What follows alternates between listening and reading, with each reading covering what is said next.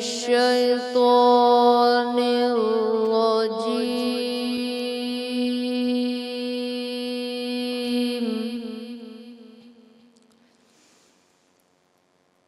بسم الله الرحمن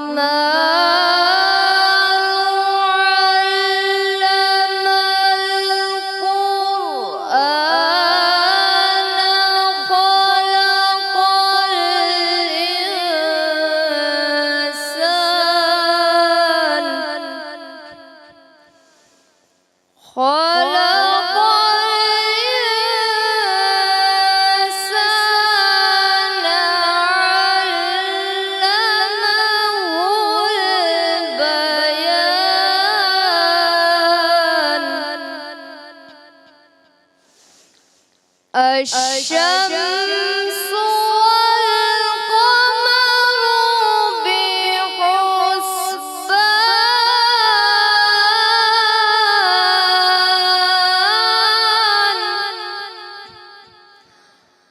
والنجم والشجر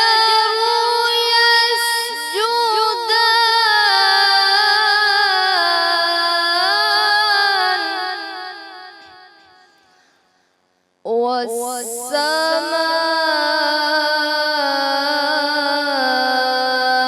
رفعها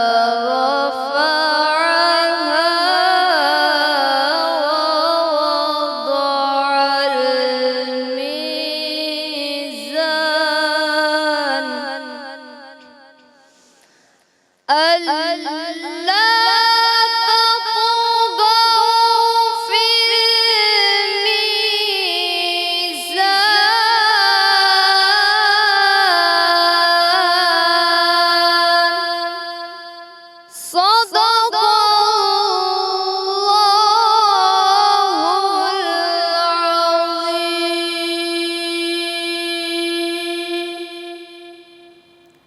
सुभान अल्लाह सुभान अल्लाह। कारी मोहम्मद नौमान सियाल जी बहितरीन तलावत खां शुरूआत कईसीं अॼु जे हिन ख़ासि ट्रांसमिशन जी। सिंध टीवीअ जी हीअ जेका ख़ासि ट्रांसमिशन रमज़ान ट्रांसमिशन जंहिंखे सलाम रमज़ान चइजे थो, सा सिंध टीवीअ फैमिलीअ जी पारां सॼी टीम जे पारां ऐं मुंहिंजे पारां बाख पीरज़ादा जे पारां शुरूआत कयूं था। ऐं जेको आहे हिन ख़ूबसूरत महफ़िल खे सजाईंदासीं तव्हांजे साथ सां। तव्हां सभिनी खे वेलकम थी कयां, ख़ुशि आमदीद थी कयां ऐं उमेद थी कयां त हिन भलारे महीने जी शुरूआत सुठे तरीक़े सां करे चुका हूंदा, बहितरीन सहरी कई हूंदव। पहिरियों रोज़ो उन में जेको आहे सो शुरूआत उन जी असां करे चुका आहियूं ऐं ख़ुदा ताला अलाह साईं जेको आहे उहो क़बूलु कंदो इन्हनि सभिनी दुआउनि खे, इन्हनि सभिनी काविशुनि खे, असां सभिनी जी नियतुनि खे ऐं नेक नियतीअ सां हिन रमज़ान खे गुज़ारींदासीं। सभ खां पहिरियां त ॾाढा वॾी ख़ुशकिस्मती आहे असां सभिनी जी, हर मुसलमान जी जिन खे रमज़ान जहिड़ो भलारो महीनो नसीबु थियो आहे। ऐं मां सभ खां वधीक ख़ुशकिस्मत पाण खे सम्झां थी त सिंध टीवीअ पारां मूंखे इहो मौक़ो मिलियो आहे त हिन बहितरीन जेका आहे मां सम्झां फ़ज़ीलत वारी महफ़िल खे होस्ट करण जो मौक़ो मूंखे मिलियो आहे त मां जेको आहे सो तव्हांजे अॻियां इहा महफ़िल खणी अचां ऐं अलाह ताला जो ज़िक्र, उन ज़ात जो ज़िक्र ऐं उन जे महबूब रसूल अल्लाह मुस्तफ़ा सल्लल्लाहु अलैहि वसल्लम जो ज़िक्र कजे, छो त इहो ज़िक्र जेॾो कजे ओॾो घटि आहे, जेॾा शुक्र कजनि ओॾा घटि आहिनि। जेॾो थी सघे इंसानु पंहिंजे पाण खे ख़ुशकिस्मत सम्झे ऐं जेके ॻाल्हियूं आहिनि, इहे जेको रोज़ो रखणु आहे, नमाज़ पढ़णु आहे ऐं फज़ीलत भरियो जेको हीउ असांजो महीनो आहे, बरकतुनि भरियो महीनो, ख़ुशियुनि भरियो महीनो, इहो घटि माण्हुनि खे नसीब थो थिए। ऐं असां जेका मुसलमान क़ौम आहियूं, हज़रत मोहम्मद सल्लल्लाहु अलैहि वसल्लम जी उम्मत जिन खे जेका सॾिराइजे थी, सा बहितरीनु उनजो हिकिड़ो आला मक़ाम आहे। ॾाढी हिकिड़ी ख़ूबसूरत ॻाल्हि जेका मूंखे हिन वक़्तु यादि थी अचे त हदीसूं हूंदियूं आहिनि, उन्हनि हदीसुनि सां असांखे घणो कुझु सिखण लाइ मिलंदो आहे। हज़रत जाबिर बिन अब्दुल्ला जी हदीस आहे हिकिड़ी, जंहिंमें उहे फ़रमाइनि था त हज़रत मोहम्मद मुस्तफ़ा सल्लल्लाहु अलैहि वसल्लम जिन फ़रमायो त मुंहिंजी उम्मत खे उहे ख़ासि 5 ॻाल्हियूं जेके अल्लाह ताला जी तरफ़ां नसीब थियूं आहिनि, जेके अॻु में कंहिं बि उम्मत खे नसीब न थियूं आहिनि, जिन में पहिरीं ॻाल्हि इहा आहे त जीअं ई रमज़ान शुरू थिए थो त अल्लाह साईं जो पंहिंजनि माण्हुनि, पंहिंजनि मुसलमाननि ते हिकिड़ी ख़ासि नज़र करम, छो त पहिरियों नज़र रहमत थी पए, छो त पहिरियों अशरो जेको आहे उहो बि अशर रहमत आहे, त हिकिड़ी रहमत भरी नज़र जेको आहे उहो पंहिंजनि मुसलमाननि ते, रोज़े रखण वारनि ते अल्लाह साईं जी पवंदी आहे। ऐं उन जी रहमत जंहिं ते पवे उनखां ज़ाहिर आहे वधीक केरु ख़ुशि नसीब कोन थो थी सघे। ॿी ॻाल्हि जेका असां हिन उम्मत खे जेको आहे नसीब थी आहे, ख़ुशकिस्मती आहे असांजी, त जॾहिं रोज़ो रखिजे थो ऐं ज़ाहिर आहे कुझु न खाइण जी वजह सां, कुझु न पीअण जी वजह सां ब्रश नथा कयूं त हिकिड़ी वात में स्मेल अची वेंदी आहे, जिन खे असां चवंदा आहियूं त का सुठी न आहे या हिन स्मेल थी अचे, त रोज़ेदार जे वात जी जेका बि स्मेल आहे उहा अलाह पाक जे अॻियां मुश्क खां बि वधीक अज़ीज़ आहे, उनखां बि बहितर उनजो मक़ाम आहे। ॾिसो छा ॻाल्हि आहे, सुभान अल्लाह, इहे सभु ॻाल्हियूं जेके आहिनि असांजी उम्मत खे नसीब कयल आहिनि। टी ॻाल्हि जेका आहे त फ़रिश्ता पाण हर उन रोज़ेदार इंसान जेको नियत सां, पाक नियत सां रोज़ो थो रखे, उन जे मग़फ़िरत जे लाइ दुआगो हूंदा आहिनि। सो फ़रिश्ता बि असांजी रोज़ेदार जी मग़फ़िरत जे लाइ दुआगो था थियनि। उन खां पोइ जेको चोथों नंबर आहे उहा ॻाल्हि त जन्नत खे अलाह साईं हुकुम थो ॾिए त तयारु हुजो, त मुंहिंजो माण्हू, मुंहिंजा जेके मुसलमान बंदो आहे उहो नेक नियत सां तयारी थो करे अचण जी, त जन्नत जा दरवाज़ा खोले रखो ऐं जन्नत खे थो चए, हुकुम थो ॾिए त तूं तयारु थी अचो, मुंहिंजा माण्हू मुंहिंजी तरफ़ था अचनि। पंजे जेका ॻाल्हि आहे सा मां सम्झंदी आहियां त जीअं आख़िरी अशरो रमज़ान जो आहे त जहन्नुम सां जेको आहे उनखे बचायो वञे, उन जे जहन्नुम जे अज़ाब खां बचाइण जो अशरो हूंदो आहे। त आख़िरी जीअं ई रमज़ान ख़तमु थिए थो त रमज़ान जी ख़तमु थियण खां पोइ जेके माण्हू रोज़ा रखनि था उन जा सभई जेको आहे गुनाह माफ़ थो अलाह साईं करे ऐं उन जी मग़फ़िरत थो फ़रमाए। त इहे जेके 5 अलामतूं आहिनि, 5 ॻाल्हियूं जेके ख़ासि हज़रत मोहम्मद मुस्तफ़ा सल्लल्लाहु अलैहि वसल्लम जी उम्मत खे बख़्शियल आहिनि, उनखां अॻु में कंहिं बि उम्मत खे कोन बख़्शियूं हुयूं, त असां जेॾो थी सघे ओॾो शुक्र कयूं। चइबो आहे न त ख़ुदा ताला जे जेको आहे आयतुनि में बि इन शइ जो ज़िक्र आहे त और तुम अपने रब की किन किन नेमतों को झुटलाओगे, त अञा असां छा असांखे खपे ऐं थी सघे एॾी ख़ुशकिस्मत असांजी, एॾी ख़ुशकिस्मती आहे जो असां इन उम्मत में पैदा थिया आहियूं ऐं असांखे इहो मौक़ो मिलियो आहे। नाज़रीन, इन ख़ूबसूरत ॻाल्हि सां अॼु जी हिन महफ़िल जी शुरूआति था कयूं ऐं हीअ जेका महफ़िल आहे सा तव्हां सां वाबस्ता आहे ऐं मूंसां गॾु मां सम्झंदी आहियां त मूंखे जेको थोरो घणो क्रेडिट इन करे थो मिले जो मां कैमरा जे अॻियां वेठी आहियां ऐं तव्हां सम्झो त मुंहिंजी जेका थोरी घणी कोशिशि आहे, महिनत आहे, मुशक़त आहे, ससाभियां थी पवे, मूंखे एप्रिसिएशन मिली थी पवे, पर इहो कमु कॾहिं बि न थी सघे हा अगरि मूंसां गॾु हीअ सॼी सिंध टीवीअ जी टीम हुजे, असांजा डायरेक्टर, असांजा कैमरामैन, असांजा DOP, उनखां वठी चैनल ओनर्स खां वठी जेके बि असांजी सभु हिन चैनल सां वाबस्ता, सिंध टीवीअ सां वाबस्ता आहिनि, असांखे जेको चांहि प्यार ईंदो आहे उहो बि, इहे सभु जेके असांजा भाइर आहिनि से मिली करे हिन महफ़िल खे तव्हांजे अॻियां पेश था कयूं ऐं जेको आहे उन्हनि जो अञा मूंखां बि वधीक कॉन्ट्रीब्यूशन आहे, त जेॾो थी सघे उनखे एप्रिशिएट करणु घुरिजे ऐं मां बि कंदी आहियां। ऐं जीअं त मौक़ो बि मूंखे मिलियो आहे त मां चाहींदसि त हिन मौक़े जो फ़ाइदो खणंदे ऐं मां सभिनी जे अॻियां सभिनी सां माफ़ी घुरां, छो त हिन भलारे महीने जी शुरूआति थी चुकी आहे त किथे न किथे मुंहिंजे पर्सनल बिहेवियर्स मां जेके बि मूंखे ॾिसनि था, मुंहिंजा दोस्त हुजनि यार हुजनि, अगरि मुंहिंजी तरफ़ां मुंहिंजे कॉल सां मुंहिंजे लफ़्ज़ सां कंहिंजी दिलि आज़ारी थी हुजे त हुनखे दरगुज़र कयो। छो त हीउ जेको असां ज़िक्र कयोसीं, तिलावत कईसीं, उन रब पाक जे ज़िक्र जे वास्ते मां तव्हांखे गुज़ारिश कंदसि त उन्हनि ॻाल्हियुनि खे दरगुज़र कयो ऐं हिन रमज़ान खां हिकिड़ी नई शुरूआति कयो, हिकिड़ी प्यार भरी मोहबत भरी ऐं सुठी नेक नियतीअ सां शुरूआति कयो त दिलि सभिनी ॾांहुं साफ़ु कयो। पाक दिलि हूंदो, साफ़ नियत हूंदी त सभु कम सवला थी पवंदा ऐं अलाह साईंअ जी ख़ासि रहमत करम असां ते ऐं तव्हां ते हूंदी। आमीन। इन हवाले सां हिन प्रोग्राम जी शुरूआति आहे। हिन शुरूआति खे जो करण में जेके तावन कयो आहे सो कर्शे जामे शीरी कयो आहे। कर्शे जामे शीरी हर दिलि अज़ीज़ शरबत आहे जेको अफ़्तारी सहरीअ में बिल्कुलु पसंदीदा आहे हर माण्हूअ जो। हर माण्हूअ खे जेको आहे उहो पसंदीदा हिन जो शरबत आहे कर्शी जामे शीरी, चाहे ही हुन जा फ्लेवर्स आहिनि, इलायची फ्लेवर हुजे या गुलाब ऐं जेको आहे संदल जो जेको 100% मिक्सचर जेको कर्शे जामे शीरी आहे उन जो जेको आहे उहो मां सम्झंदी आहियां त आहे पंहिंजी हिन जो टेस्ट आहे ॾाढो बहितरीनु आहे ऐं हिनखे 100% ख़ालिस अरकिया सां तयारु कयो वियो आहे। संदल ऐं गुलाब जो 100% ख़ालिस अरकिया सां तयारु कंदड़ कर्शे जामे शीरी बहितरीनु शरबत आहे ऐं हर दिलि अज़ीज़ आहे। हर उमिरि जो ॿार हुजे, नंढो हुजे, वॾो हुजे, ॿार हुजे या पोड़ो हुजे, कर्शे जामे शीरीअ खे पीअणु ॾाढो पसंदि कंदो आहे। ऐं उहे वक़्तु जेको थींदो आहे जॾहिं असां अफ़्तारीअ में वधीक स्पाइसी ऐं स्नैक्स खाईंदा आहियूं ऐं तरियल शयूं खाईंदा आहियूं, ज़ाहिर आहे ऑयल जो इस्तेमालु घणो थींदो आहे, त पोइ सहरीअ में वरी असां सही तरीक़े सां करे न सघंदा आहियूं, सहरी खाई न सघंदा आहियूं, बदहज़मी थी पवंदी आहे, घणा मसइला हूंदा आहिनि जेके असांजे डाइजेस्टिव सिस्टम खे थोरो डिस्टर्ब करे वठंदा आहिनि। त उन जे लाइ सभ खां बहितर आहे त तव्हां खीर में कर्शे जी जामे शीरी मिलाए पियो, उहो सभ खां बहितरीनु हिकिड़ो शरबत थी थो पवे ऐं तव्हांजे जिस्म जे लाइ, तव्हांजे सिहत जे लाइ तमामु बहितरीनु ज़ाहिर थो थिए।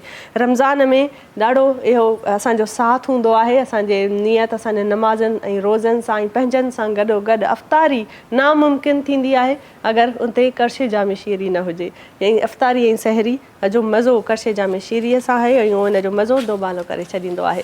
नाज़रीन, इन हवाले सां अॼु जो प्रोग्राम आहे ऐं कर्शे जामे शीरीअ जे तावन सां हिन प्रोग्राम जी शुरूआति कयूं था, पर हिन प्रोग्राम में मां तव्हांखे ॿुधाईंदी हलां त घणो कुझु आहे।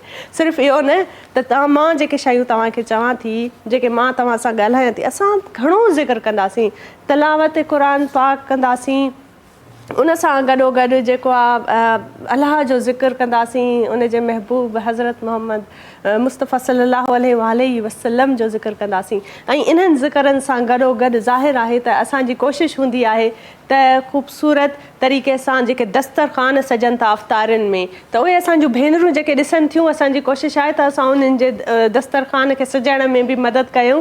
छो त असां वटि शेफ़ फैसल आहे मौजूदु ऐं उहे उन्हनि जूं बहितरीनु रेसिपीज़ जेके आहिनि उहे असां सां शेयर कंदा ऐं उन्हनि सां असां ॻाल्हि ॿोल कंदासीं त अॼु जी अफ़्तारीअ में उहे असांखे छा था ठाहे ॿुधाइनि ऐं कहिड़ी रेसिपी आहे जेका असांखे इंट्रोड्यूस कराईंदा। अस्सलाम वालेकुम फैसल साहब, कहिड़ा हाल आहिनि तव्हांजा? ऐं अॼु ॿुधायो त अॼु तव्हां असांखे छा ॿुधाईंदो? बहितरीनु तव्हांजो ही किचन आहे ऐं छा था अॼु ठाहिणु चाहियो? अॼु जीअं फर्स्ट रोज़ो आहे, पहिरियों रोज़ो आहे, त अॼु असां हर दस्तरख़ान ते हूंदी आहे पकोड़ा, माण्हुनि जी नीड हूंदी आहे की पकोड़ा ठाहियूं, त असां ठाहींदासीं तलो कुकिंग ऑयल में पकोड़ा, छाकाणि त वाइटामिन ए ऐं डी खां भरपूर आहे, बहितरीनु कुकिंग ऑयल आहे ऐं कोलेस्ट्रॉल कंट्रोल कंदो आहे। ऐं हुनजे अलावा जॾहिं चवंदा आहिनि अम्मा तलो में पकाओ हमें सेहतमंद बनाओ, त तलो 70 सालनि खां माण्हुनि जो इंतिख़ाबु आहे तलो कुकिंग ऑयल। त हिन में ठाहियूं पिया पकोड़ा। पकोड़ा सिंपल ठाहियूं पिया, प्याज़ी पकोड़ा यानी बसर वारा पकोड़ा, ॾाढा ज़बरदस्त। त हिन जी क्वांटिटी ॿुधाई थो छॾां, 2 कप 2 खां 3 कप, ताकी वधीक न ठहे, 1 प्लेट ठहे, 2 खां 3 कप बेसण खणंदो, 2 ॻंढ बसर जी बिल्कुलु बारीक कटिंग करे विझंदो, 1 खां 2 सावा मिर्च हस्बे ज़रूरत जीअं तव्हांखे पसंदि आहिनि उहे विझंदो, थोरा सावा धाणा 2 खां 3 खाइण जा चमचा, थोरो चाट मसालो 1 चांहि जो चमचो, 1 चांहि जो चमचो साबित धाणा, 1 चांहि जो चमचो अछो ज़ीरो, कुटियल ॻाढ़ा मिर्च 1 चांहि जो चमचो, लूणु 1 चांहि जो चमचो, अजवाइण ज़रूरु विझिजो, हाज़मो सुठो थींदो आहे, 1 चांहि जो चमचो, ऐं कसूरी मेथी थोरी विझंदासीं ऐं सभु शयूं मिक्स कंदासीं। पाणी विझिबो, सोडा न विझिबी, छाकाणि त बसर उहो बि पाणी छॾंदो आहे, पकोड़ा नरम ठहंदा। ऐं सॼी शयूं मिक्स करे पोइ तलो कुकिंग ऑयल में हिनखे कंदासीं डीप फ्राई, ऐं हुनखां बाद जेके चटणियूं तव्हांखे मां ठाहिणु सेखारियूं कंहिंसां बि तव्हां सर्व करे सघो। वाह वाह, ज़बरदस्त। ऐं चटणियुनि खां सवाइ त मज़ो ई न ईंदो? न ईंदो आहे चटणी जिते पकोड़ा हुजनि त चटणी त लाज़मी चटणी हूंदी ज़रूरी आहे आहे। सो बहितरीन असांजी अॼु जी शुरूआत आहे ज़ाहिरा अॼु पहिरीं इफ़्तारी आहे त उहे तमामु सां थियणु घुरिजे बिल्कुलु। ऐं शेफ फैसल जा तयारु करदा स्पेशल जेके बि पकोड़ा आहिनि उहे असां तयारु कंदासीं ऐं तयारु कनि था स्टार्ट कनि मां था start कयो ऐं था। हींअर तव्हां स्टार्ट कयो ऐं नाज़रीन वठूं था नंढड़ी साई खां पोइ वरी तव्हांखे वापसि असां जॉइन कंदासीं ऐं असांजे महिमाननि सां इंट्रोड्यूस कराईंदासीं तेसि ताईं पकोड़ा बि मां ॾिसां थी त कहिड़ी ख़ासि स्पेशल रेसिपी आहे सो मिलूं था नंढड़ी साई खां पोइ ॾिसंदा रहो सलाम रमज़ान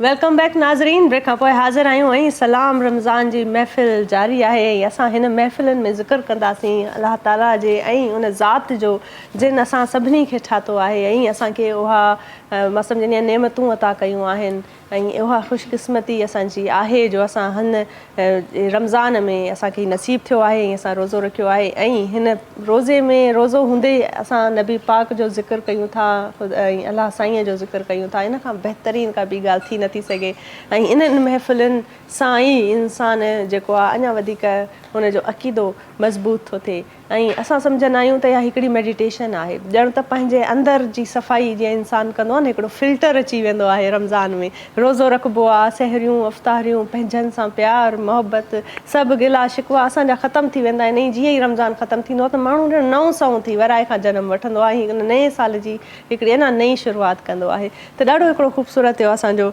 रमज़ान जो महीनो वा बरकत महीनो आहे सो इन में मूंसां गॾु बहितरीन ऐं मोज़िज़ महिमान अॼु शामिलु थी चुका आहिनि जिन खे मां अलामा आहिनि ऐं उहे नात ख़्वां बि आहिनि मूंसां गॾु उन्हनि खे मां इंट्रोड्यूस कराईंदसि सो असां सां गॾु मौजूदु आहे अलामा शेख सरफराज़ कासमी साहिबु अस्सलाम वालेकुम अलामा साहिबु तव्हांखे भलीकार कयूं पिया प्रोग्राम में अलामा साहिब खां गॾु जेके असां सां गॾु मौजूदु आहिनि से सैयद महबूब अली शाह कासमी अस्सलाम वालेकुम मौलाना साहिबु तव्हांखे बि भलीकार कयूं पिया ऐं उन्हनि सां गॾु असां बहितरीन नौजवान नंढड़ा नात ख़्वां बि मौजूदु आहिनि नंढड़ा मां इन करे चवंदसि छो त इन उमिरि में जॾहिं ख़ुदा अलाह साईं जो ज़िक्र कजे थो नात रसूल पढ़िजे थी त अलाह साईं चवंदो आहे त नौजवानीअ में मुंहिंजो कयल ज़िक्र जो सवाबु डबल थी थो पवे त तव्हां इन उमिरि में जॾहिं उन नियत सां पाक नियत सां उनजो ज़िक्र था कयो त उनजो मज़ो ई पंहिंजो आहे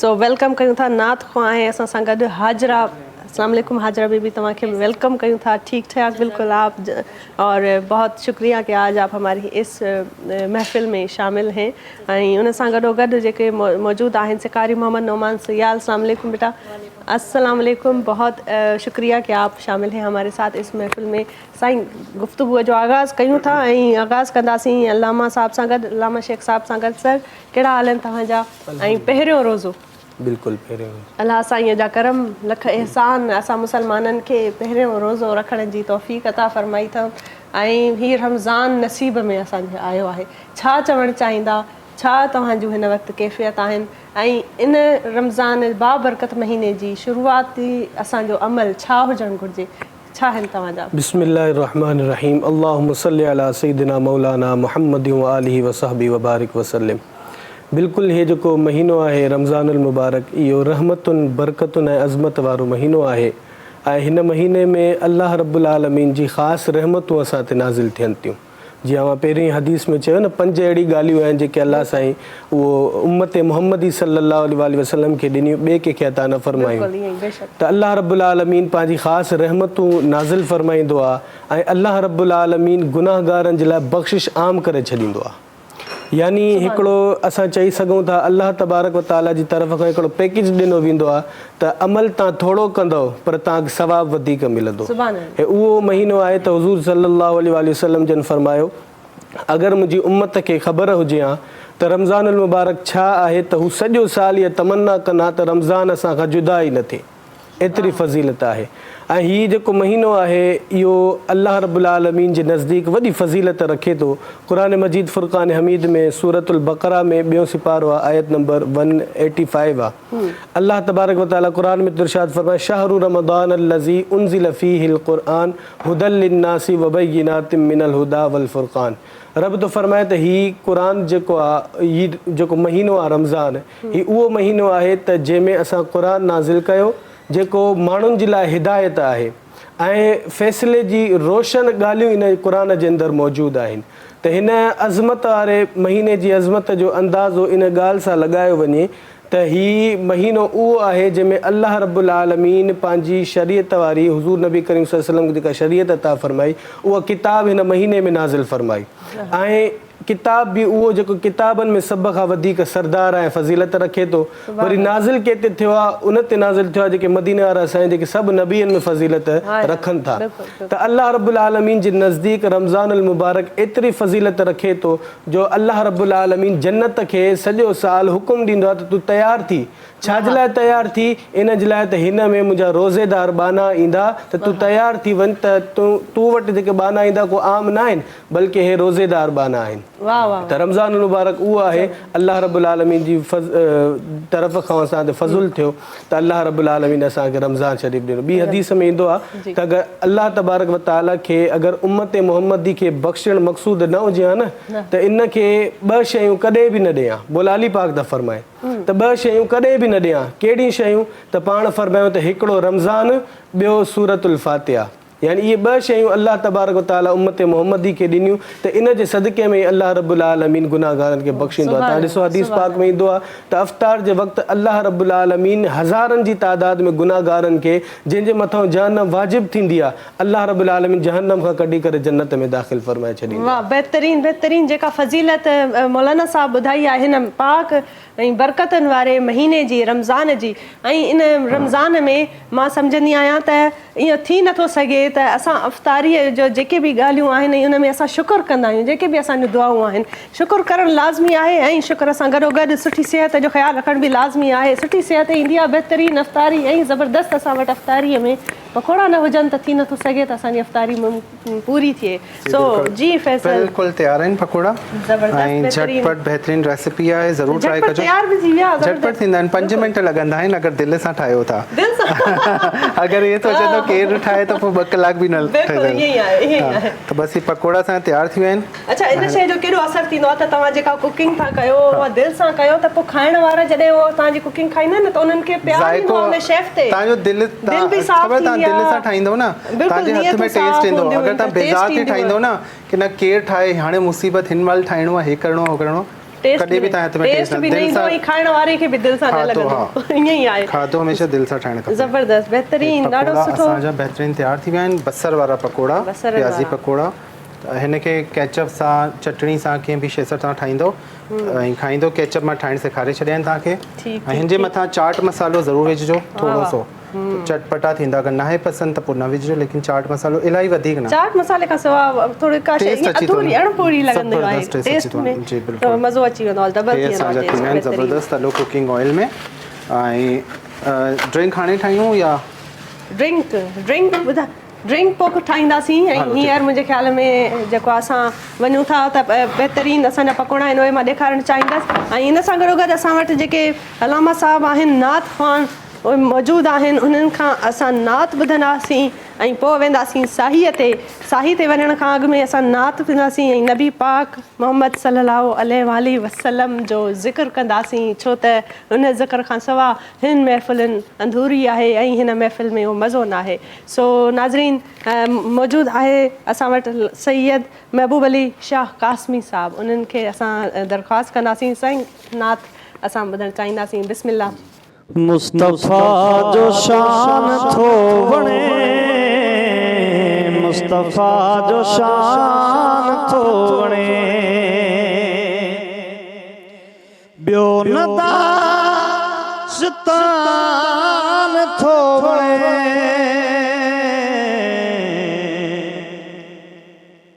मुस्तफ़ा जो शान थो वणे, मुस्तफ़ा जो शान थो वणे इबादतुनि ऐं रोज़ा रखण लाइ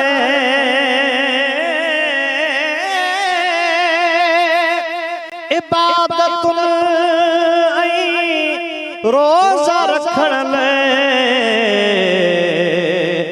मदीने में रमज़ान थो वणे मदीने में रमज़ान थो वणे ॿियो न दास्तान थो वणे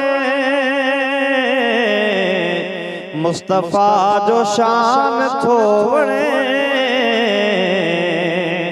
मुस्तफ़ा जो शान थो वणे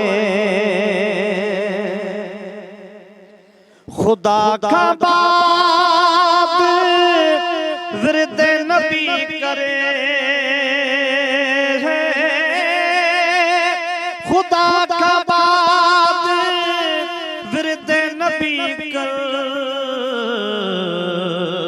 पोतों जो ईमान थो वणे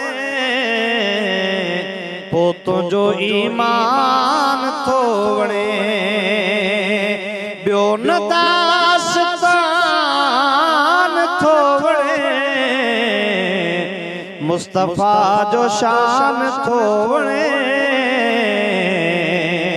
मुस्तफ़ा जो शान थो वणे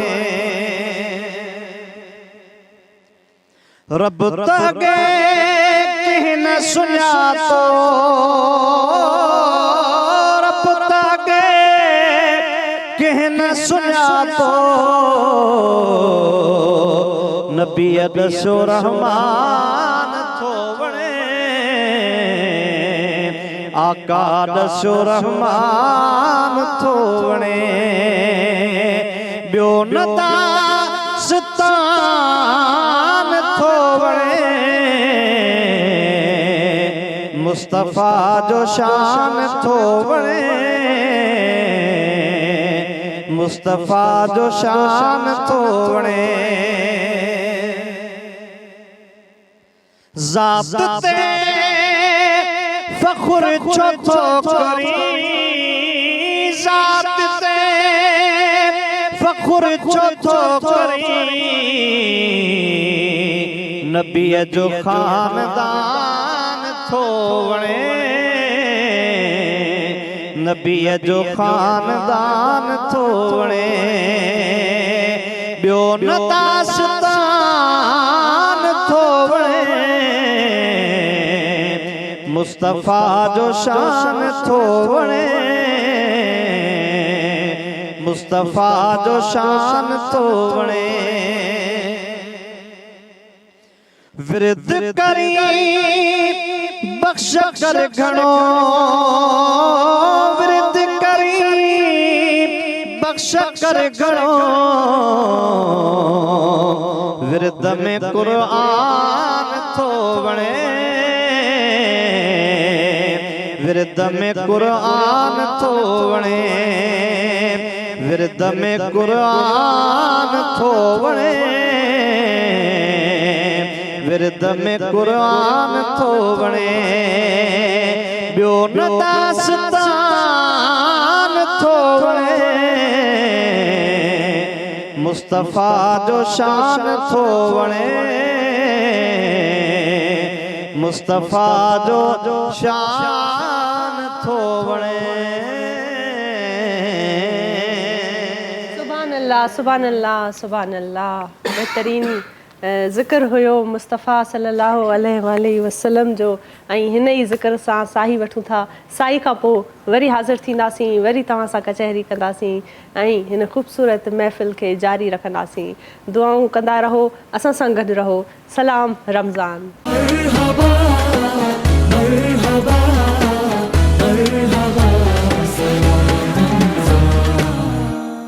वेलकम बैक मुबारक नाज़रीन, वे खां पोइ हाज़िर आहियूं ऐं बहितरीन असांजे प्रोग्राम जी शुरूआत थी चुकी आहे ऐं असां सलाम रमज़ान में दस्तरख़ान खे सजाइण जे लाइ हिकिड़ियूं ख़ासि टेक्निक्स टिप्स आहिनि जेके शेफ़ फैसल असांखे ॾियनि पिया। बहितरीन पकोड़ा तयारु करे चुका आहिनि। तव्हां पकोड़नि खे ॾिसो था, ॾिसी ॾाढो बहितरीन हिकिड़ो हिननि जो ख़ुशबू थी अचे मूंखे, त मां त महसूसु थी करे सघां। इफ़्तारी में असां ट्राए कंदासीं त हीअ कीअं ठहिया आहिनि। हुन सां गॾोगॾु हीअं छा था हाणे तव्हां कड़छी जामे शीरी हिकु बोतल मां तव्हांजा 40 गिलास ठहंदा आहिनि। हीअ वॾी आहे 1.5 लीटर वारी लीटर मां, ठीकु आहे। ऐं हिन मां तव्हांजा 50 गिलास ठहंदा। ऐं अगरि हिकु गिलास जी काउंटिंग कंदव त हिकु गिलास में 4 खंड जा चमचा, 4 टेबल स्पून खंडु विझण जी ज़रूरत न आहे, छाकाणि त हीअ पंहिंजी ग़ज़ाइत खां भरपूर आहे, तमामु बहितरीन फूलनि सां मशरूब आहे ऐं बहितरीन 100% ख़ालिस अर्कनि सां ही तयारु कयल आहे। संदल ऐं गुलाब जे अर्क सां कड़छे जामे शीरी तयारु कयल आहे। हर दिलि अज़ीज़ आहे। अफ़्तारी कड़छे जामे शीरी खां सवाइ अधूरी आहे। अफ़्तारी हुजे या सहरी हुजे, मौसम बहार हुजे, सर्दियूं हुजनि या गर्मियूं हुजनि, हर मौसम जे लाइ जामे शीरी बेस्ट आहे। शरबत तयारु, ज़बरदस्त शरबत बि तयारु आहे, पकोड़ा बि तयारु आहिनि ऐं बहितरीन असांजी अफ़्तारीअ जी जेका अॼु जी रेसिपी आहे उहा बि तयारु आहे। अच्छा, मूंखे ॿुधायो त जॾहिं माण्हू खाए थो न तर वारियूं शयूं खाईंदा आहिनि त उनखे वरी पोइ ज़ाहिर आहे जामे शीरी त उनखे बहितर करे थो माण्हू, पर पोइ बि माण्हू तर खां पोइ थोरी एसिडिटी थी पए, एसिडिटी थिए थी त हो तुखबलंगो मिलंदो आहे न, उन जा ॿिज जेके मिलंदा आहिनि उहे पिसाए रखो पाणी में, हिकु गिलास में हिकु खाइण जो चमचो विझी तव्हां अर्के सां कड़छी जामे शीरी सां पीअंदव त तव्हांजी जेका एसिडिटी आहे उहा ख़तमु थी वेंदी। बहितरीन, ज़बरदस्त, सफ़ा आसान तरीक़ो। हाणे तव्हांखे एसिडिटी बि कोन थींदी।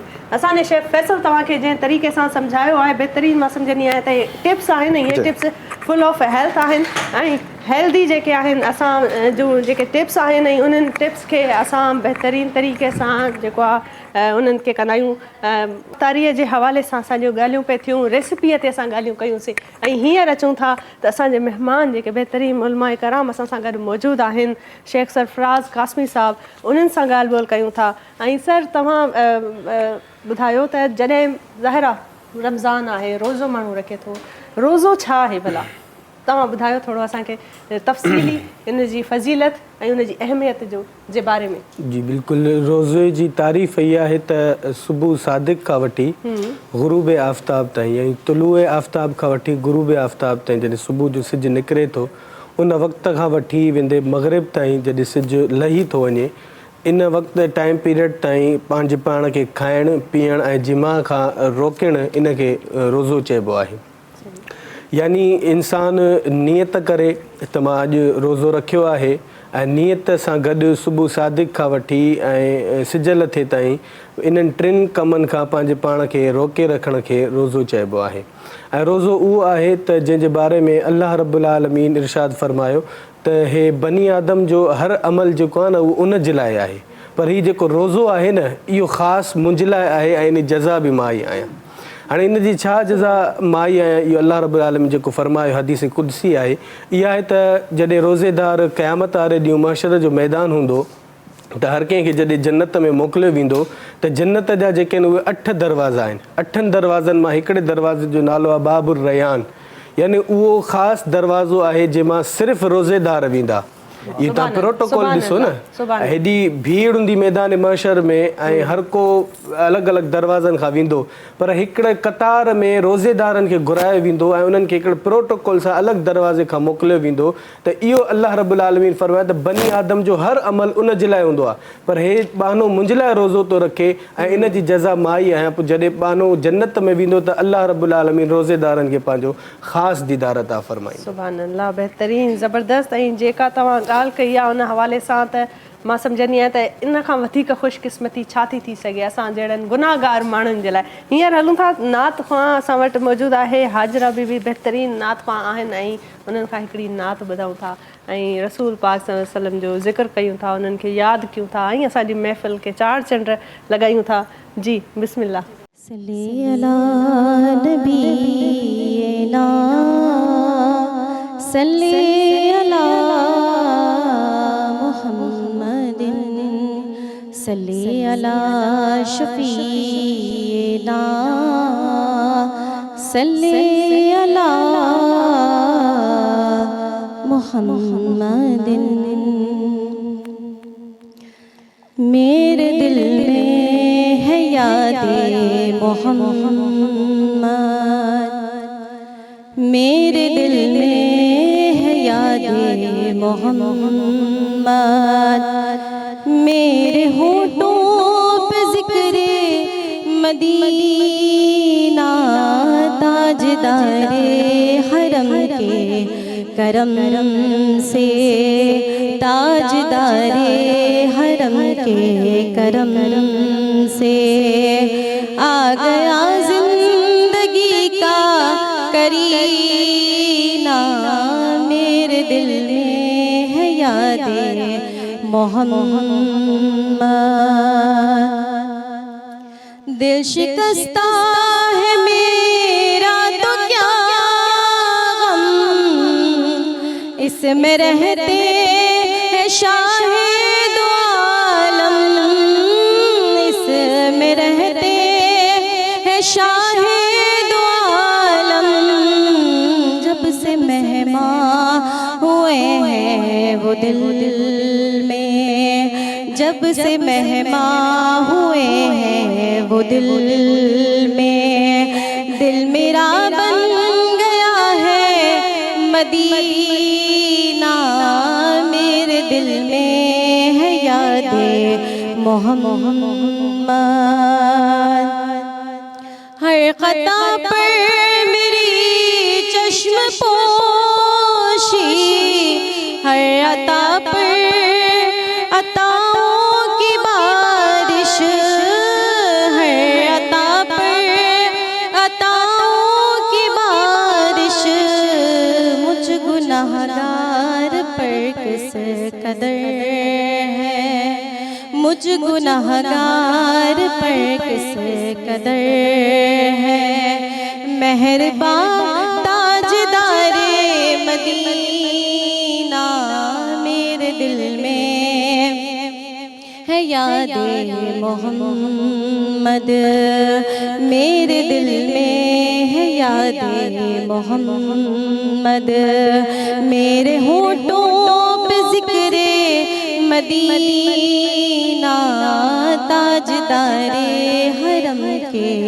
करम से, ताजदारे हरम के करम से आ गया जिंदगी का करीना, मेरे दिल में है यादे मोहम्मद। सुभान अल्लाह, सुभान अल्लाह, सुभान अल्लाह।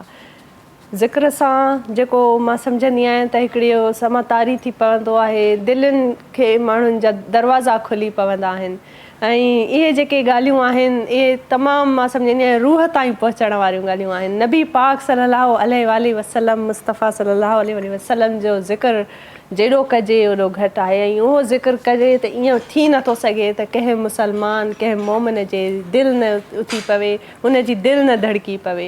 इहे जेके अंदरि मां इंसान खे फीलिंग्स ईंदियूं आहिनि, अहसास ईंदा आहिनि, इहो ई असांजो मोमिन थियण जो सबूत आहे, हिकु मुसलमान जी गवाही आहे।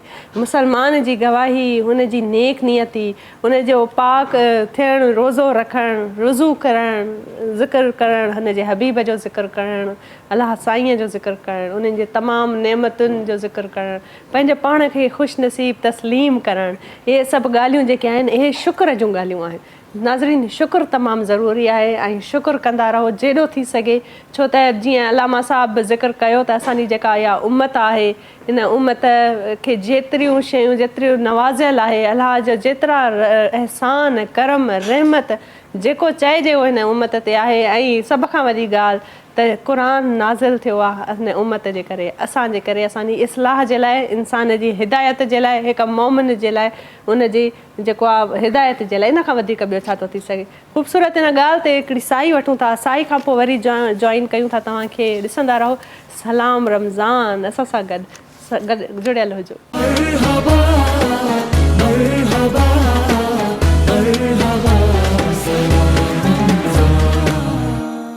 वेलकम बैक नाज़रीन, ब्रेक खां पोइ हाज़िर आहियूं ऐं बहितरीन महफ़िल सजी आहे असांजी ऐं सलाम रमज़ान सिंध टीवीअ जी टीम जे पारां बहितरीन असांजी महफ़िल आहे जेका असां सजाए वेठा आहियूं। ऐं इन महफ़िल में ज़िक्र थींदो अलाह साईंअ जो ऐं उनजे सुहिणे रसूल जो, महबूब रसूल सल्लल्लाहु अलैहि वसल्लम जो। असां जेका उम्मत आहियूं न, मां सम्झंदी आहियां त इन ते वॾा करम आहिनि, वॾे रहमतूं आहिनि जेके नाज़िल कयल आहिनि ख़ुदा ताला अलाह साईं जूं। अच्छा, जीअं त हींअर असां वटि उलमाए कराम मौजूदु आहिनि त मां ज़ाहिर आहे मौक़े जो फ़ाइदो खणंदसि ऐं काफ़ी अहिड़ियूं ॻाल्हियूं जेके उहे सवाल जेके असांजे दिलि में हूंदा आहिनि पर असां कंहिंखां पुछी न सघंदा आहियूं, त कीअं पुछूं, अलाए पुछणु सही आहे या न आहे। सो उन्हनि सवाल मां साईं जन खां पुछंदसि ऐं मां चाहींदसि त उन्हनि खे तफ़सीली जवाबु ॾियनि त मुंहिंजे दिलि जा सभु ख़दशा बि परते थी वञनि ऐं जेके ॾिसंदड़ आहिनि उन्हनि जे दिलि जा बि अगरि के ख़दशा आहिनि त उहे परे थियनि। अलामा साहिबु तव्हां खां मां पुछणु चाहींदसि त बिना सहरीअ जे बि कुझु माण्हू हूंदा आहिनि जेके रोज़ो रखंदा आहिनि, हाणे उहो छा उनजे बारे में छा तव्हां चवणु चाहींदव त उहो छा वाक़ई में पोइ रोज़ो थींदो या मतिलबु छा आहे हिन हवाले सां तव्हांजो छा चवणु आहे? छो त अॼुकल्ह जी नसल जेका आहे अक्सर उनजी रुटीन इहा थी वई आहे त या त सॼी राति जाॻनि था ऐं अगरि नथा जाॻनि ऐं उन्हनि जी अखि लॻी थी वञे त पोइ सहरीअ ते उथी नथा सघनि, पोइ बसि उहो नियत करे सुम्ही था पवनि राति जो ई त मां छो त उथी न सघंदसि सहरीअ ते त मां नियत करे सुम्ही थो पवां, इहो मुंहिंजो रोज़ो थी वेंदो। पोइ तव्हां हिन जे बारे में छा चवणु चाहींदा? बिस्मिल्लाहिर्रहमानिर्रहीम। इन में ॿ मसइला आहिनि। हिकिड़ो शख़्स बिना सहरीअ जे रोज़ो रखी करे बिना सहरीअ जे सुम्ही पियो आहे, सुबुह सां उथे थो त हाणे उहे रोज़े जी नियत कीअं करे। इन में इहो आहे त अगरि को शख़्स राति जो सुम्ही पियो आहे, सहरीअ में हुनजी अखि न खुली या ॼाणी वाणी न उथियो आहे त हाणे सुबुह जो हिनखे रोज़ो उन वक़्तु रखिणो आहे त दाहवा कुबरा यानी ज़वाल जो जेको वक़्तु हूंदो आहे उन खां पहिरियां हिनखे नियत करणी आहे। जीअं अगरि ज़वाल जो वक़्तु निकिरी चुको आहे, हाणे हे जेको आहे सो रोज़े जी नियत नथो करे सघे, हिन जो रोज़ो न थींदो। जीअं अगरि को शख़्स राति जो सुम्ही पियो आहे, सुबुह जो ज़वाल जे वक़्त खां पहिरियां हिनखे नियत करणी आहे। ऐं ॿियो इहो हूंदो आहे त रोज़े जी राति जो ई नियत करे सुम्ही पियासीं, हाणे सुबुह जो ज़वाल जे वक़्त खां बाद जेको आहे सो असांजी अखि खुली आहे, नियत करे छॾी आहे। त इन में बि इहो आहे त अगरि राति जो को शख़्स नियत करे सुम्ही पियो आहे ऐं सुबुह जो उन अखि ज़वाल जे वक़्त खां बाद थी खुले त इन सूरत में बि उनजो रोज़ो थी वेंदो। यानी फस्ट सूरत में अगरि ज़वाल खां पहिरियों इन नियत राति सुम्हणु वक़्तु न कई, ज़वाल खां पहिरियां नियत करे सघे थो। ऐं ॿियो इहो आहे त राति जो नियत करे सुतो हुयो, ज़वाल खां बाद उथियो आहे, पोइ बि इनजो रोज़ो थी वेंदो। ठीकु आहे, ज़बरदस्त। ऐं जॾहिं ज़ाहिर आहे कुझु अहिड़ियूं मसइला हूंदा आहिनि न, जीअं ज़ाहिर आहे औरतुनि जा पंहिंजा मसइला आहिनि, का हामला औरत आहे उहा न उनजी सिहत सही न आहे, उहा नथी रखी सघे रोज़ो, उनखे डॉक्टर बि झलियो आहे कमज़ोरीअ जी वजह सां या कंहिं बि वजह सां, त पोइ मतिलबु उहा छा रोज़ो छॾे सघे थी? हा बिल्कुलु। प्रेग्नेंट औरतुनि जे बारे में इहो आहे त अगरि हीअ रोज़ो रखंदी त हिन जी जान खे ख़तरो थींदो, तबियत अञा ख़राबु थींदी या वरी ॿार जी तबियत में ख़तरो थींदो, त उन्हनि जे लाइ शरीयत इहा रुख़्सत ॾिनी आहे त अवां रोज़ो छॾे सघो थियूं। बाक़ी बाद में जेको आहे सो रोज़ो कज़ा करणु लाज़िम हूंदो, रोज़े जो कफ़ारो न थींदो, बाक़ी कज़ा करणु बाद में लाज़िम आहे। ठीकु आहे, बहितरीनु, ज़बरदस्त। तव्हां त ॾाढो बहितरीनु तरीक़े सां ॻाल्हायो। ऐं रोज़ो मां सम्झंदी आहियां त ॾिठो वञे त हिकिड़ी ज़िंदगीअ खे सुठे तरीक़े सां गुज़ारणु, हेल्दी तरीक़े सां गुज़ारण जी हिकिड़ी प्रैक्टिस आहे जेका अलाह साईं असांखे ॾिनी आहे। ऐं इहो सिर्फ़ु हिकु महीनो न, अगरि असां इहा प्रैक्टिस सॼो साल कयूं ऐं उन सां गॾोगॾु जंहिं कमनि जे लाइ झलियो वियो आहे त रोज़ो सिर्फ़ु बुख ऐं उञ बर्दाश्त करिणो न आहे, कावड़ खे बर्दाश्त करिणो आहे ऐं जेको बद इख़लाक़ी कंहिं सां कजी आहे उन ते ख़्यालु कजे, कूड़ न ॻाल्हाइजे। ऐं अगरि केरु माण्हू रोज़ो रखे थो ऐं पोइ बि कूड़ ॻाल्हाए थो त पोइ छा उनजो पोइ रोज़ो भॼी पवंदो, क़बूल वेंदो, छा थींदो? ॾिसो, रोज़ो हिकिड़ो सिर्फ़ु उञ ऐं बुख जो नालो न आहे, बल्कि रोज़े जो मेन मक़सदु जेको आहे उहो इत्तिक़ा यानी तक़वा हासिलु करणु। क़ुरान में अल्लाह तबारक व तआला इरशाद फरमाईनि, या अय्युहल्लज़ीना आमनू कुतिबा अलैकुमुस्सियाम कमा कुतिबा अलल्लज़ीना मिन क़ब्लिकुम लअल्लकुम तत्तक़ून। ऐं ईमान वारो, अव्हां ते रोज़ा फ़र्ज़ कया विया आहिनि जीअं अव्हां खां पहिरीं उम्मतुनि ते फ़र्ज़ कया विया, ताकी तव्हां मुत्तक़ी थी वञो, यानी तक़वा हासिलु कयो। तक़वा सां मुराद इहो न आहे त बसि तव्हां उञ ऐं बुख काटे करे बाक़ी ॿिया जेके तव्हांजा सभु कम उल्टा आहिनि ऐं ग़लति आहिनि, इहो रोज़े जो मक़सदु न आहे। बल्कि जॾहिं इंसानु रोज़ो रखे थो त हाणे उनजे ज़हन में इहो अची वेंदो आहे त अल्लाह रब्बुल आलमीन असांखे ॾिसे थो, हाणे असां अहिड़ा अमाल बि न कयूं त जंहिंसां अल्लाह रब्बुल आलमीन असांखां नाराज़ थिए। कूड़ जेको आहे सो उहो गुनाह कबीरा मां जेको आहे शामिलु थिए थो। कूड़ रोज़ो हुजे या रोज़े जे बग़ैर बि इंसान खे न ॻाल्हाइणु घुरिजे। अल्लाह रब्बुल आलमीन मना फरमाया, क़ुरान में फरमाया, लानतुल्लाहि अलल काज़िबीन, यानी अल्लाह रब्बुल आलमीन जी कूड़नि जे मथां लानत आहे। पर जेको शख़्स रोज़ो रखी करे कूड़ ॻाल्हाए थो त उनजो रोज़ो त न टुटंदो, बल्कि उनजी रुहानियत जेका आहे उहा ख़तमु थी वेंदी। यानी रोज़े जो जेको असुलु मज़ो आहे, रुहानियत उहा ख़तमु थी वेंदी, बाक़ी रोज़ो न टुटंदो। सही, बहितरीनु। ऐं वाक़ई में तव्हां इहो ई चयो आहे त अलाह साईं खे बि सख़्तु नापसंदीदा अमल इहो आहे त जेको इंसानु कूड़ थो ॻाल्हाए ऐं ग़लति हुनजी बयानी, ग़लति कलामी थो करे कंहिं सां बि। पंहिंजनि बंदनि खे जेको आहे न, अलाह साईं ॾिसो त केॾो हुनखे अज़ीज़ आहिनि उन उम्मत जे लाइ उन्हनि केॾियूं रहमतूं नाज़िल फ़रमायूं आहिनि, केॾियूं नेमतूं नाज़िल फ़रमायूं आहिनि। ऐं असां उन ई नेमत उन्हनि ई जेको आहे सो उम्मत जे माण्हुनि सां उन्हनि ई माण्हुनि सां बदख़लाक़ी था कयूं जेके अलाह जे एॾो वेझो आहिनि, अलाह जी नज़र करम आहे उन्हनि ते, त असां वरी केरु था थियूं कंहिं बि इंसान जी दिलि आज़ारी करण वारा, उनखे कूड़ ॻाल्हाइण वारा, उनजो उन सां ख़राबु सलूक करण वारा। त इहे ॻाल्हियूं आहिनि जिन ते गौर करण जी तमामु ज़रूरत आहे। ऐं असां सां गॾु जेके नात ख़ां बि मौजूदु आहिनि, हींअर मां चाहींदसि जेके बहितरीनु नात ख़ान आहिनि कारी मोहम्मद नोमान सियाल, उन सां पुछूं त हाणे तव्हां बेटा छा ॿुधाईंदव, कहिड़ी नात ॿुधाईंदा? बिस्मिल्लाह कयो।